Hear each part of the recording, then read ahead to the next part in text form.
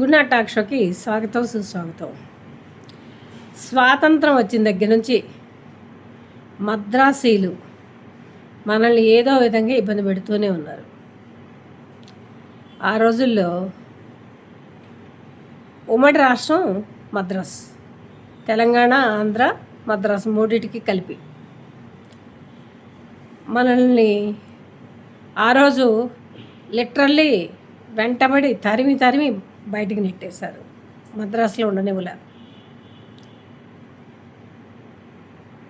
తెలంగాణ ఉద్యమం అప్పుడు కూడా అదే మనసులో పెట్టుకొని కక్ష ఒకటి ఉంచి చిదంబరం గారు సోనియా గాంధీ గారికి తెలియకుండానే అనౌన్స్ చేశారు. మద్రాసీలకి ఎందుకో తెలుగు అంటే అంతగా ఇష్టపడరు. మరి కారణం ఏంటో తెలియదు. రాజాజీ గారు ఇక్కడ ఉండటానికి వీల్లేదు అని అన్న వెంటనే మొత్తం సర్దుకొని హేమాహమ్మీలు టంగుటూరు ప్రకాశం పంతులు గారు, బూర్గుల రామకృష్ణారావు గారు, నీలం సంజీవ్ రెడ్డి గారు వీరంతా ఎక్కడికి వెళ్ళాలో తెలియక కర్నూలు వచ్చి పడ్డారంటండి. ఆ రోజుల్లో ఏమంత పెద్ద బిల్డింగ్స్ ఉంటాయి, ఏదో 2-3 బిల్డింగ్స్ ఉంటే కలెక్టర్ ఆఫీస్ను సెక్రటేరియట్ చేశారట, తాలూకా ఆఫీస్ను సీఎం ఆఫీస్ చేశారట. కానీ సదుపాయాలు అసలు ఏమీ లేవు. ఆ రోజుల్లో ఆ సదుపాయాలు లేకపోతే సీఎం గారు, చీఫ్ సెక్రటరీ, ఎట్సెట్రా మహానుభావులంతా చెంబు తీసుకొని కాలువ గట్టుకెళ్ళారట. ఆశ్చర్యంగా ఉంది కదండి. అంత అంటే గొప్ప నాయకులు వాళ్ళు. ఒక్క మాటలో చెప్పాలంటే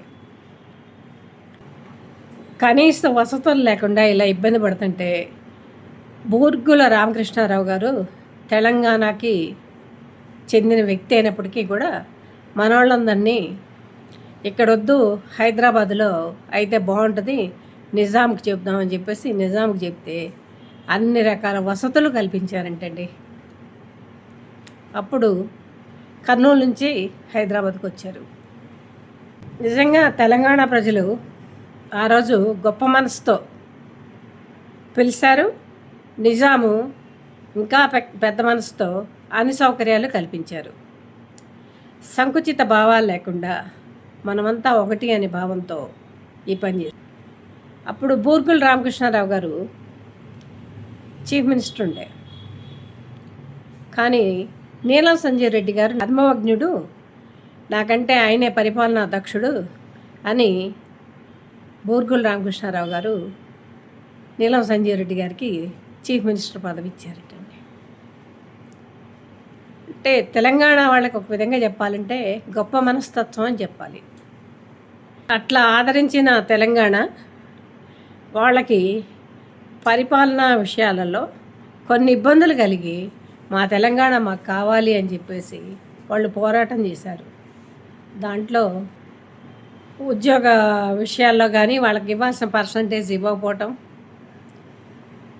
వాళ్ళని మరీ తక్కువగా చూడటం, ఆంధ్ర ప్రజల సంకుచిత భావాలు వలన తెలంగాణ వారి అహం దెబ్బతిని తెలంగాణ పోరాటం ఎక్కువ చేసి తెలంగాణని సాధించుకున్నారు.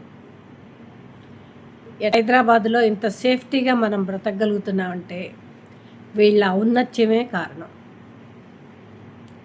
ఎక్కడి నుంచి వచ్చినా హైదరాబాద్ హక్కుని చేర్చుకుంటుంది, ఏదో ఒక ఉపాధి ఉంటుంది.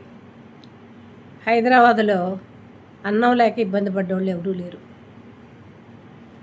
కోటాను కోట్లు సంపాదించలేకపోవచ్చు, కానీ తిండి బట్ట కరువు ఉండదు. తెలంగాణ ప్రజలకి